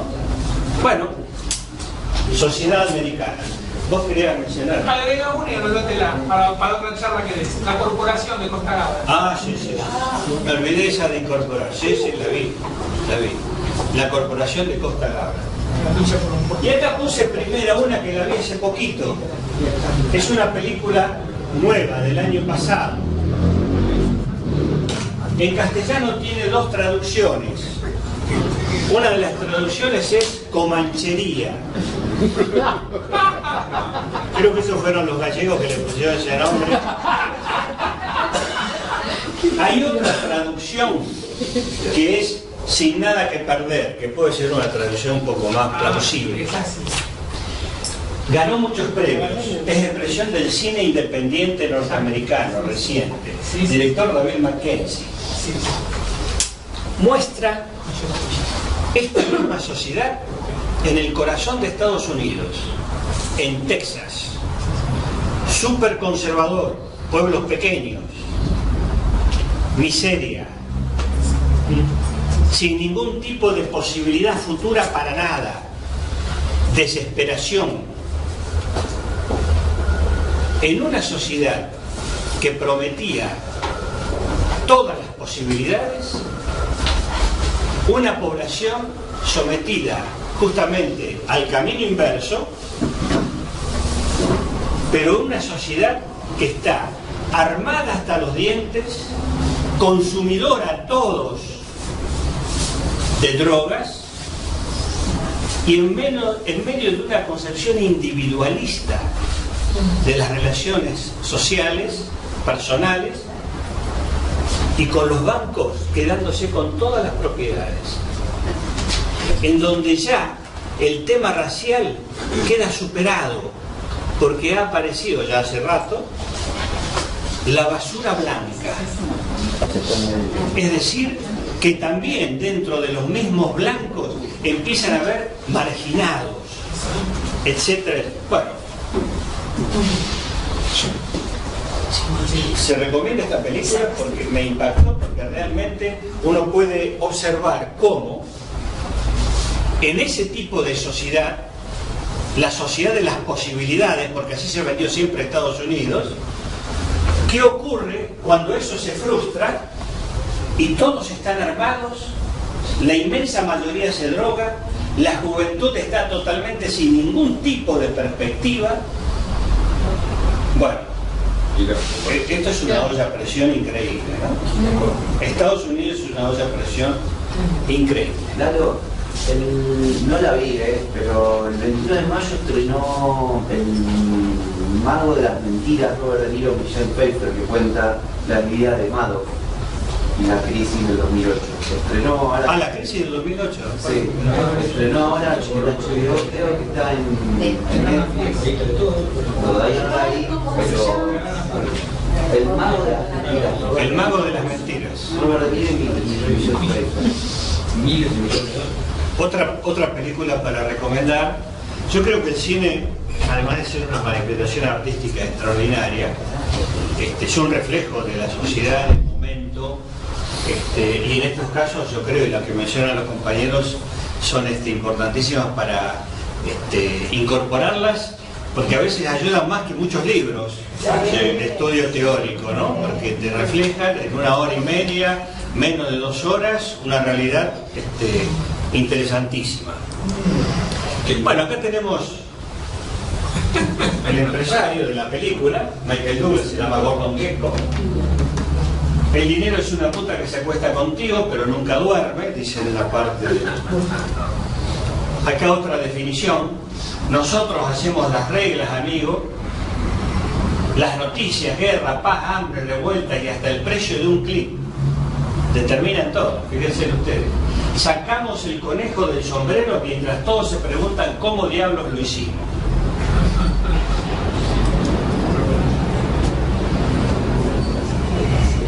Este desarrollo del sistema capitalista en esta etapa transnacional se tiene que sostener necesariamente en la creación también de una superestructura de instituciones, de acuerdos, de tratados, etcétera, que se fueron generando en los años 80 y 90, pero que a su vez tienen una tradición anterior, generalmente después de la Segunda Guerra Mundial. Año 1947, Acuerdo General sobre Aranceles de Aduana y Comercio, el llamado GATT, que seguramente ustedes en algún momento lo han sentido nombrar. En el 64, desde las Naciones Unidas, la Conferencia sobre Comercio y Desarrollo, la UNTAC. En el 86, la Ronda Uruguay del GATT, porque se reunió en Uruguay, del GATT, crea la Organización Mundial del Comercio, la OMC. Organizaciones surgidas después de la Segunda Guerra Mundial, como el FMI, el Banco Mundial, etcétera, surgieron en un contexto keynesiano, pero a partir de los años 70, 80, 90, transformaron su contenido, sus objetivos, etcétera, para convertirse en instrumentos del neoliberalismo, del capitalismo transnacional. También se crearon instituciones de integración económica. Muchas de ellas están en profunda crisis. Por ejemplo, en el año 52, la Comunidad Europea del Carbón y el Acero fue el origen de lo que es hoy la Unión Europea en crisis, ¿no? Pero el acuerdo fue primero por dos temas entre Francia y Alemania que causaron durante varios siglos peleas entre estos dos países. Llegaron a un acuerdo y esa fue la semillita que llevó a la Unión Europea actual. En el año 60, la ALAL, Asociación Latinoamericana de Libre Comercio. En el año 94, Tratado de Libre Comercio de Norteamérica, el NAFTA. México, ya caído en el neoliberalismo a partir del año 88, y Canadá y Estados Unidos. Y algo para mencionar siempre, por eso lo pongo en amarillo, 2005, el intento de meternos y de crear un ALCA frustrado por nuestros presidentes en Mar del Plata, hecho que siempre recordaremos. Pasó ahí.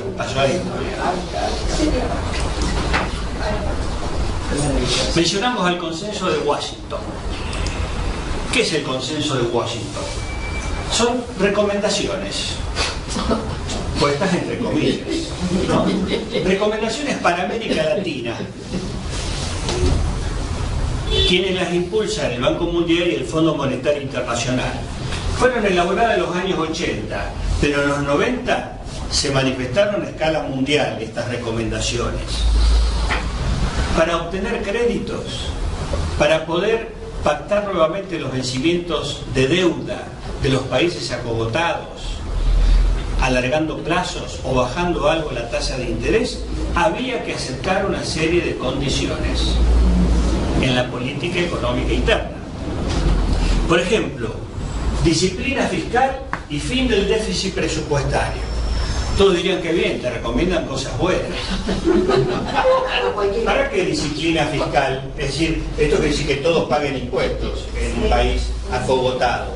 Y por el otro lado, que no haya déficit presupuestario. ¿Para qué? ¿Porque eso es bueno? Porque hay que recaudar para pagar la deuda. Y no la deuda en realidad, los intereses de la deuda. Porque quieren que siempre seamos deudores. Esa es la política de Macri actualmente. Reendeudarnos. Porque quieren que paguemos permanentemente intereses. Los pagos de intereses en América Latina en estas últimas décadas han significado un cambio del rumbo del dinero, del capital. Siempre, tradicionalmente, del centro afluyeron capitales hacia la periferia. A partir del fenómeno en los años 80 de la deuda externa, los capitales fluyen de la periferia al centro, ocasionados por el pago de los intereses de los deudores. Por eso quieren que seamos siempre deudores, porque además nos imponen condiciones. El endeudado está apretado. ¿Cómo? No, el endeudado siempre está dependiendo del otro. Un primer ministro inglés. Hay una diferencia, sí. Un primer ministro inglés, que no me acuerdo en este momento el nombre, que era más barato someter a los países, dándolos que ocupar los controles. Claro, claro.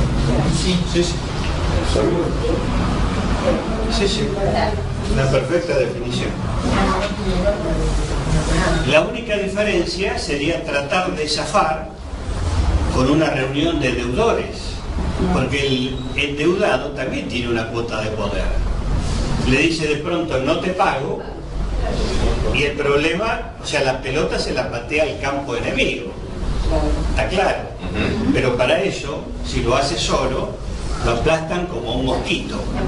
Necesita de unidad de deudores, cosa que es tremendamente difícil por las presiones que se hacen y las condiciones distintas con que los países centrales y los acreedores pactan con cada uno de los deudores para diferenciarlos entre sí y evitar el proceso de unidad. La liberalización financiera, las tasas las determina ese Dios mercado. Por supuesto, la comercial, que implica abolir los aranceles aduaneros y las licencias de importación. Las licencias de importación son lo que puso Cristina, por ejemplo, las empresas automotrices. Para ellos hay que abolirlas. Es decir, vos vas a importar bienes, fíjate todos los bienes que vas a importar, porque muchos se pueden hacer acá. Entonces los que se hacen acá no los vas a importar, los tenés que comprar acá. Es eso. Entonces son las licencias de importación. Podés importar esto y aquello, pero estas otras cosas no, porque se pueden hacer acá. Privatización de las empresas estatales, desregulación de la economía. Y protección de los derechos de propiedad, que por supuesto quedan sumamente protegidos con la garantía judicial de tribunales extranjeros, que es lo que ha hecho Macri ahora con el nuevo endeudamiento que tenemos encima. Augusto Pinochet, una expresión en Latinoamérica y en el mundo de la primera experiencia neoliberal en un contexto de terror desde el Estado y de represión durísima. La Argentina, 3 años después. Recordemos, como mencionamos en su momento, la primera experiencia fue con un gobierno constitucional, 75, con el Rodrigazo. Como no se pudo contener a la gente, era necesario el terrorismo para implantar el miedo que fracciona y entonces sí poder imponer un plan neoliberal, que es el que establece Martínez de Oz a partir del 2 de abril del año 76. Un personaje, Ricardo Sinn. Hay varios personajes en la Argentina que pasan medio como desapercibidos en la historia, nadie los menciona. Jugaron papeles terribles. En la historia antigua, en la historia argentina de los orígenes, Manuel José García, personaje siniestro, todo indica que era un agente del gobierno inglés. Apareció con montones de gobiernos contrapuestos, siempre estaba él. Es uno de los personajes a los cuales se les debe el en la historia, nadie los menciona. Jugaron papeles terribles. En la historia antigua, en la historia argentina de los orígenes, Manuel José García, personaje siniestro, todo indica que era un agente del gobierno inglés. Apareció con montones de gobiernos contrapuestos, siempre estaba él. Es uno de los personajes a los cuales se les debe el acuerdo de la separación de la banda oriental. Lo que Artigas llamaba, somos los argentinos de la banda oriental, definía Artigas. Como lo de Artigas era peligroso, más vale que se queden ellos con su paisito. Acá domina la oligarquía tranquila, sin tener un Artigas que propone el reparto de la tierra entre los más pobres. Un gaucho bruto. Bueno, un personaje siniestro, Ricardo Sinn. ¿Por qué siniestro? Fíjense ustedes la trayectoria. Antes de la función pública fue ejecutivo de Sacetrum, Sogma y Sebel, todos pertenecientes al grupo Macri. Fue el autor intelectual del Rodrigazo. Todos lo puteábamos a Rodrigo, pero en realidad tendría que haber sido este el destinatario de buena parte. Era el viceministro de Economía del gobierno de Isabelita, un antiperonista total, lo confiesa él en su libro, que ahora vamos a mencionar. Integrante del grupo Ascuénaga, cuando ya muchos meses antes del golpe se reunía en un departamento de la calle Ascuénaga para ir preparando el plan económico de la dictadura militar. A partir del golpe, mientras a Rodrigo lo meten preso varios meses, este queda como asesor de Martínez de Oz, un verdadero travesti político. Fue responsable en la dictadura del plan de entidades financieras, uno de los elementos claves, de los pilares de la política económica de la dictadura. Fue el nexo entre Macri, el grupo Macri, y la dictadura militar. Uno de los creadores del Centro de Estudios de Macroeconomía Argentina, el CEMA, famoso por la formación de cuadros reaccionarios en economía. Autor de la frase, achicar el Estado para agrandar la nación. Termina la dictadura, se afilia a la UCD, el partido de Álvaro Alzogaray, y a partir de ahí empieza a escribir muy seguido en el diario La Nación.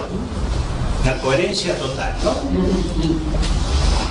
Se transforma en director del Banco de Italia. El Banco de Italia en ese momento ligado al grupo Fiat, y a través del grupo Fiat a Macri. Integrante de FIEL, la Fundación de Investigaciones Económicas Latinoamericanas, de ADEBA, Asociación de Bancos Argentinos, y del CARI, el Comité Argentino de Relaciones Internacionales. Asesor de Domingo Cavallo. Fíjense ustedes que pasaron, todos los gobiernos que fue pasando estuvo siempre, nunca en el primer plano. Asesor de María Julia Alzogaray en la privatización del TEP y de YPF. Y ahí es cuando se le corta el chorro.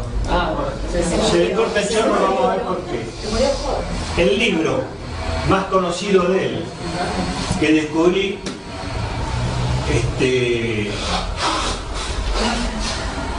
está en Mercado Libre. Se ve que ha quedado mucho porque está muy barato. Fíjense cuándo lo publica. Año 76. La segunda fundación de la República. Acá están los fundamentos teóricos del plan de Martínez de Oz. En una parte se justifica, cuando fue funcionario de Isabelita, en el viceministro de Rodrigo, la gestión justicialista dice que es la más nefasta de la historia. Y miren lo que dice después. Cuando un país cae en la decadencia, la única salida posible es el aniquilamiento de un modelo para reemplazarlo por otro. Es lo que hizo la dictadura. Es lo que hizo la dictadura. Acá se le terminó el rollo.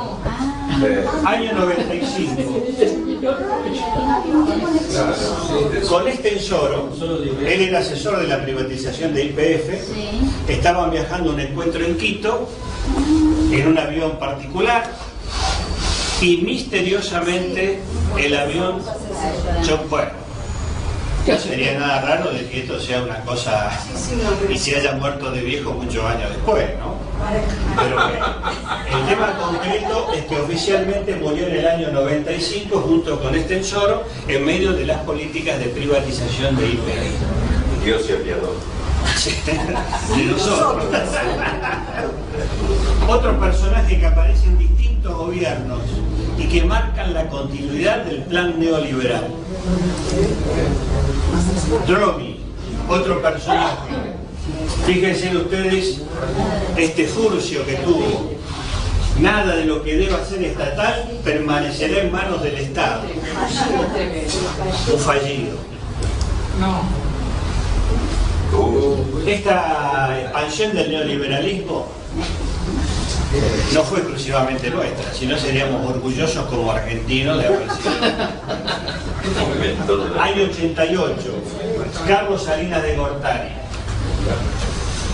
Le sigue Carlos Zedillo. Varios años, ya son 6 años, neoliberalismo en estado crudo, apoyado por supuesto con la existencia del gobierno, primero de Reagan en Estados Unidos y después de Bill Clinton. Zedillo, a lo mejor algunos lo recuerdan, es el segundo que desarrolla el neoliberalismo en México y transforma radicalmente la estructura de ese país. Los resultados están a la vista, ¿no? México es realmente un agujero negro en América Latina, además por su magnitud e increíblemente por su historia. Acá tenemos un esquema en inglés, pero es como para ver cómo se maneja el neoliberalismo en un punto concreto, pero también así lo hace en distintas escalas de la vida. En este caso en el plano de la salud. Fíjense ustedes, el cuadro de arriba plantea neoliberalismo, privatización, libre mercado capitalista, énfasis en lo individual a expensas del bienestar público. Esa es la concepción general. Ahora, ¿cómo se expresa eso? En el caso de la salud, la corporatización de la medicina, los grandes laboratorios y la comercialización de la salud. En la medicina, esto se expresa, voy a mirar acá algunas cosas: medicalización y sobrediagnóstico del físico y de lo psíquico y de la salud mental, ¿no es cierto? Esto está vinculado con esto: grandes laboratorios, corporatización de la salud, este criterio médico, en lo que hace a la conformación física y psicológica. Bueno, la autoayuda, la cirugía plástica. Fíjense todas las cuestiones que hacen a una concepción del hombre desde lo individual. La salud vista desde lo individual, quitándole todo lo que la salud tiene como implicancia social. La salud es una responsabilidad individual,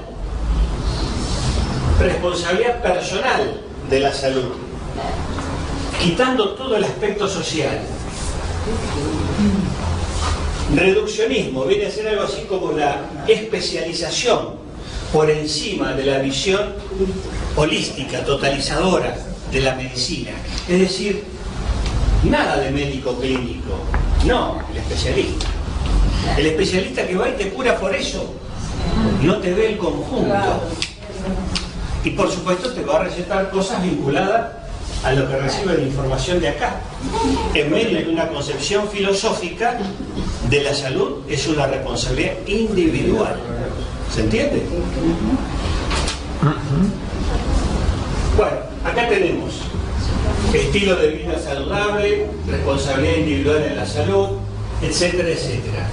Este es un esquema que me pareció interesante mostrarlo para ver cómo el neoliberalismo, en el caso concreto de la salud, se manifiesta con un plan integral, donde el norte sigue siendo lo que señaló Carlos Marx en El Capital hace tanto tiempo: la maximización del beneficio, pero en que en función de esa maximización del beneficio necesitan crear todo un sistema de dominación cultural en la población para que esto se imponga como ideología.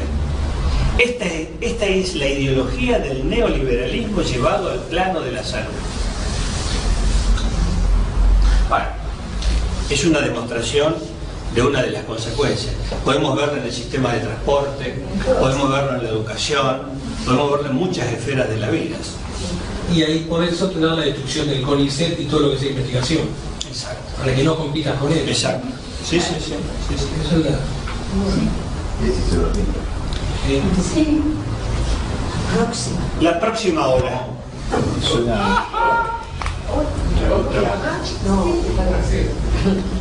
La próxima hora tiene que ser la nuestra. No, porque ya no podemos más.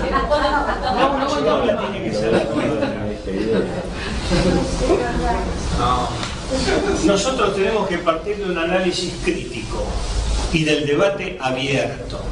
A eso no se le tiene que tener miedo de las fallas y de las limitaciones que tuvimos en esta experiencia anterior. De ninguna manera eso significa disminuir los logros obtenidos. Gracias precisamente a esos logros es que hoy estamos acá reunidos este grupo. Y en muchos lugares hay grupos que funcionan, porque hubo logros que amalgamaron, que nos juntaron de una dispersión total, de una diáspora total después del 2001. Algo que tenemos que saber: el neoliberalismo no viene con propuestas nuevas.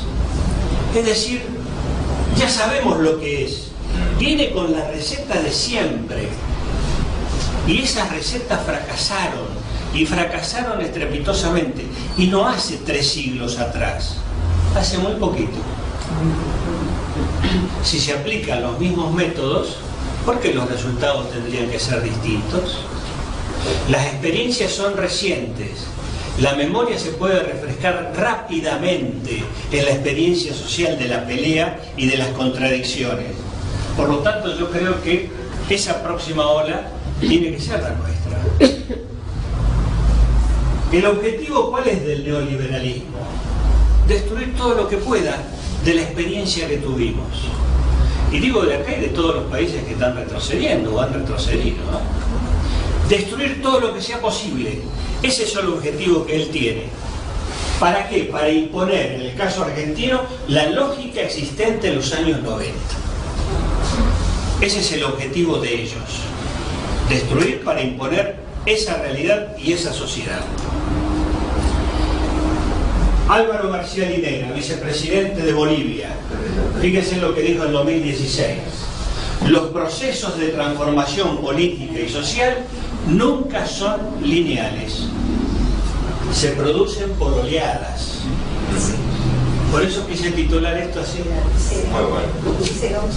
Porque me parece que se trata de un intelectual de primerísimo nivel y que realmente admirable, ¿no? Sí. Admirable. Sí. Este repliegue que estamos viendo especialmente en nuestra patria grande, de las fuerzas nacionales y populares, tiene necesariamente que en algún momento encontrar la forma del retorno.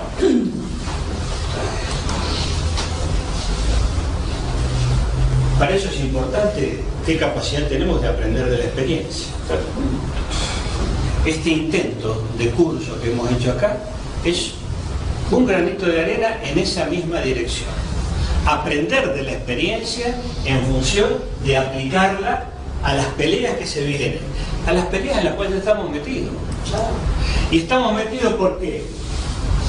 Porque hay que avanzar en esto, en la organización política, para poder pelear en mejores condiciones en las luchas sociales e inclusive electorales que tenemos encima.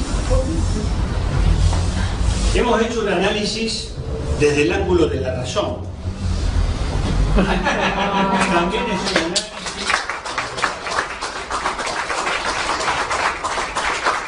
desde el lado de la voluntad, de la fuerza. La razón sola es importantísima.